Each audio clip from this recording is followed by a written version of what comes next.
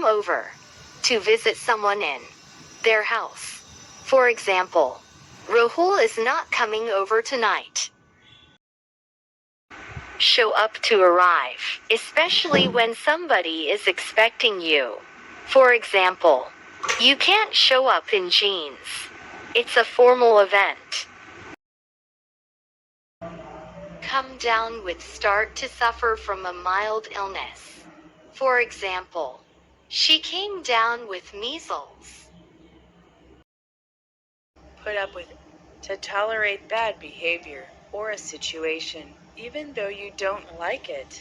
For example, it isn't easy to put up with people who are impolite. In vain. Without success or a result. For example, they waited in vain for a response. Easy sentences making with phrasal verbs. It was Emily's birthday. She was elated about her birthday party. She was keenly waiting for her close friend, Emma. She asked her other friends that is Emma coming over tonight? Emma showed up late to the party.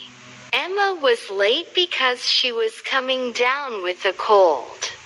Some boys were passing comments on Emma. She could not put up with that nonsense. An argument started in no time.